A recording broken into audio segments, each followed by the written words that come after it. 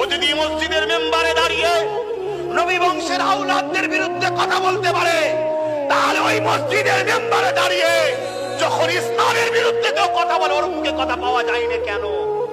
তখন বুঝে নিয়ে দরকার যে আমার ইসলামকে মেটাবার জন্য সেজে আছে। মাফ করবেন, সবাই নয়, কিন্তু দুঃখের সাথে বলছি 100টা যদি রাখা হয় 90টা আজকের দিনে নিজের ঈমান আমল বরবাদ করে দিয়েছে। সামান্য কিছু পয়সার জন্য তারা নিজেদের ঘরে বিক্রি করে দিয়েছে। তাদের মধ্যে কিছু পীর সাহেবও আছে, তাদের মধ্যে কিছু পীরজাদা আছে, তাদের মধ্যে কিছু মুফতি মৌলানা আছে, তাদের মধ্যে কিছু আলেম আছে।